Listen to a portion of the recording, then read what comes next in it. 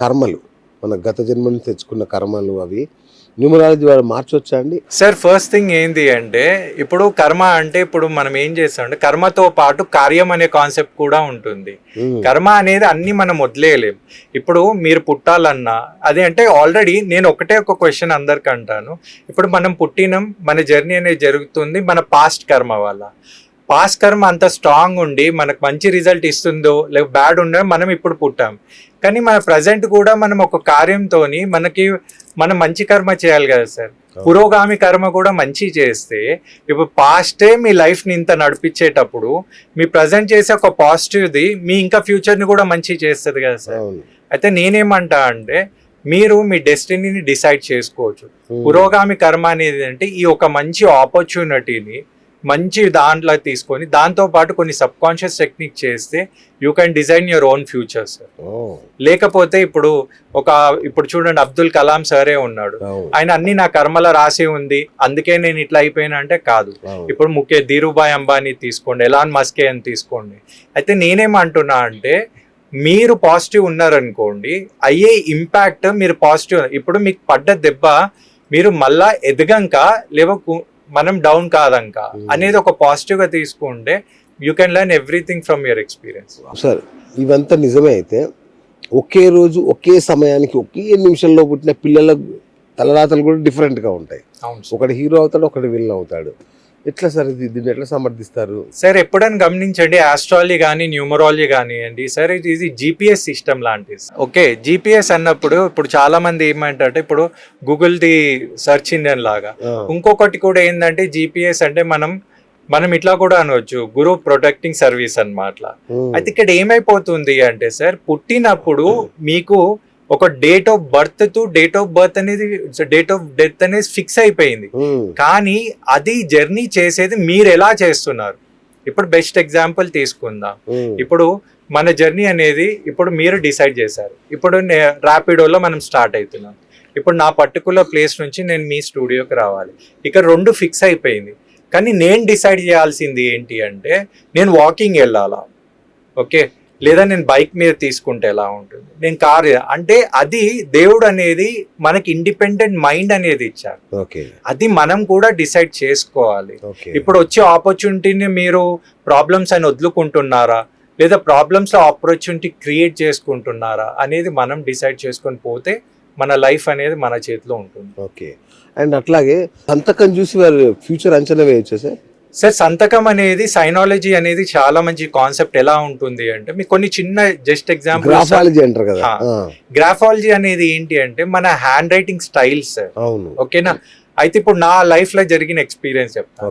నేను జస్ట్ ఒక 500 rupees work shop attend అయినాను. అక్కడ మేడం ఏం చేసిందంటే 500 రూపీస్ కి మీరు ఒక వర్క్ షాప్ లో జస్ట్ మీ హ్యాండ్ రైటింగ్ మీ సిగ్నేచర్ ఇవ్వండి, నేను మీ గురించి చెప్తాను అని చెప్పింది. అయితే నేను ఇచ్చినాక ఏమన్నదంటే మీకు ఈ బేసిక్ క్యారెక్టర్స్ ఉంది, మీరు లైఫ్లో షైన్ కావాలనుకుంటారు, కానీ మీకేంటంటే కొంచెం చెస్ట్ ఇన్ఫెక్షన్ వచ్చే ఛాన్స్ ఉంది, జాగ్రత్త ఉండండి అన్నది.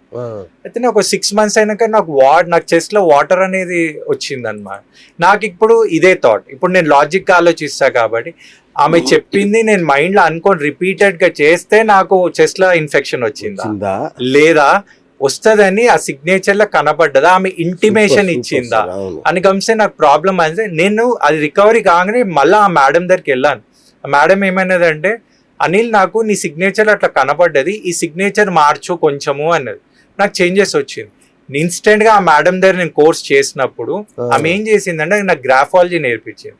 గ్రాఫాలజీలో ఏంటి అంటే సార్ మీరు యూజ్ చేసే ఆల్ఫాబెట్ సైజ్ కానీ ఫాంట్ కానీ డిస్టెన్స్ అనేది తెలుసు, కానీ సైనాలజీకి వచ్చేటప్పటికి మీ ఎమోషన్స్ తెలుస్తుంది సార్. అవునా? అందుకే నేను ఏం చేశానంటే నా న్యూమరాలజీతో పాటు మీ సిగ్నేచర్ని నేను 3 times తీసుకుంటాను. మీ సిగ్నేచర్ని పెట్టేటప్పుడు ఏమవుతుందంటే ఇప్పుడు ఎగ్జాంపుల్ మీరే ఉన్నారు సార్, మీ సిగ్నేచర్ నాకు పెట్టండి అంటే అఫీషియల్ సిగ్నేచర్ ఫస్ట్ టైం మీరు జాగ్రత్తగా పెడతారు మెల్లగా, కానీ 3 times పెట్టేటప్పుడు సేమ్ స్ట్రోక్ అనేది రిపీట్ అవుతుంది. ఎవరైనా గమనించండి, ఎవరైతే సిగ్నేచర్ లా స్ట్రోక్స్ అనేది చాలా షార్ప్ గా పెడతారో వాళ్ళకి ఇరిటేషన్ అనేది ఎక్కువ ఉంటుంది. ఓకేనా? కొంచెం స్ట్రోక్స్ చేంజ్ చేయండి, మీకు తప్పకుండా రిజల్ట్ వస్తుంది. బెస్ట్ ఎగ్జాంపుల్ సచిన్ టెండూల్కర్ గారిని తీసుకోండి.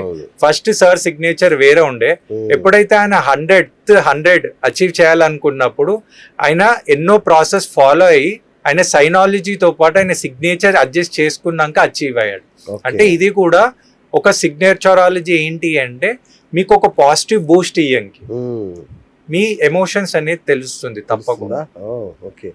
సో మెడికల్ న్యూమరాలజీ కూడా ఉంటుంది కదా సార్? అంటే మెడికల్ న్యూమరాలజీ అంటే ఏంటి సార్, మన ఋషులు, మన మునిలు, జ్ఞానులు వాళ్ళు కూడా రీసెర్చర్స్ సార్. వాళ్ళ మెయిన్ ఉద్దేశం ఏముండే అంటే మన నెక్స్ట్ జనరేషన్కి తరతరాలకి ఏమైనా నా ద్వారా ఏమైనా ఇయ్యగలుగుతానా. ఓకే. ఇప్పుడున్న సైంటిస్ట్కి మీరు స్టిఫెన్ ఇచ్చి వాళ్ళకి క్వార్టర్స్ ఇచ్చి వాళ్ళకి శాలరీ ఇస్తున్నారు. మన ఋషులు వాళ్ళు అడవిలో నుండి వాళ్ళ జీవితాలు సాక్రిఫైస్ అయ్యారు. అయితే మెడికల్ న్యూమరాలజీ ఏంటి అంటే సార్, ఒకటి మీ డేట్ ఆఫ్ బర్త్ బట్టి మీకు కొన్నిటి మీద ఇంపాక్ట్ వచ్చే ఛాన్సెస్ ఉంటుంది. అంటే కానీ క్యాన్సర్ వస్తుందా, క్యాన్సర్ అనేది అట్లా అని కాదు సార్, కొన్ని మన ఫుడ్ హ్యాబిట్స్ మీద డిపెండ్ అవుతుంది. నేను ఒక బెస్ట్ ఎగ్జాంపుల్ చెప్తాను.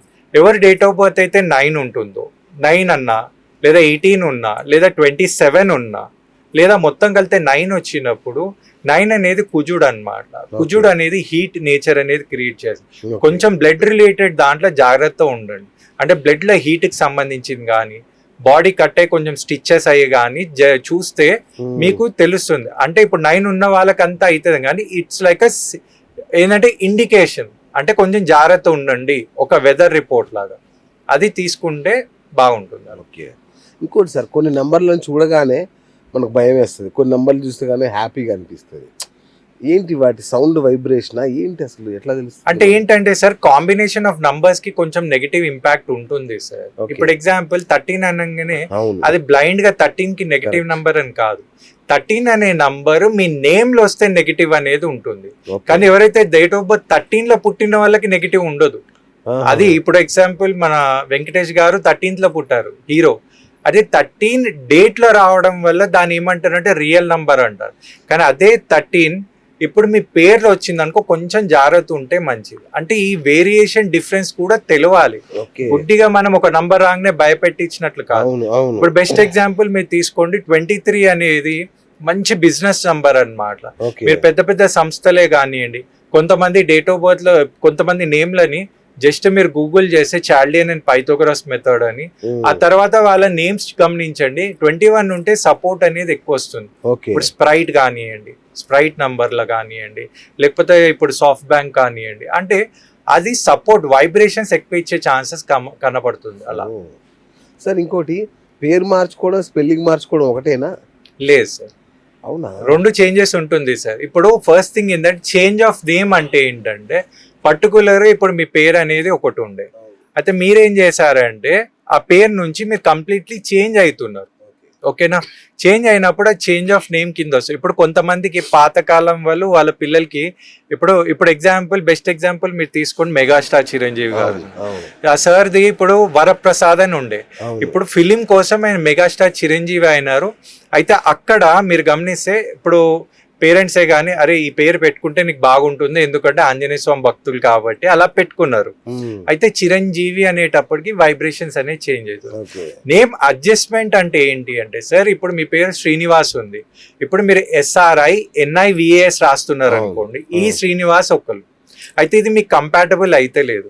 అయితే మీరేం చేశారంటే SREENIVAS అని పెట్టుకున్నారు. ఇది కంపాటబుల్ అయినప్పుడు దీని అడ్జస్ట్మెంట్ ఆఫ్ నేమ్ అని అంటారు. ఇప్పుడు ఇంకొక శ్రీనివాస్ వచ్చి SHRINIVAS రాసిరు అనుకోండి, ఇది ఆల్ఫాబెట్ వైజ్ ఇంగ్లీష్ లో చేంజ్ అవుతుంది కానీ తెలుగులో అనేది సేమ్ ఉంటుంది. అది adjustment of name. Change of name అనేది కంప్లీట్ చేంజ్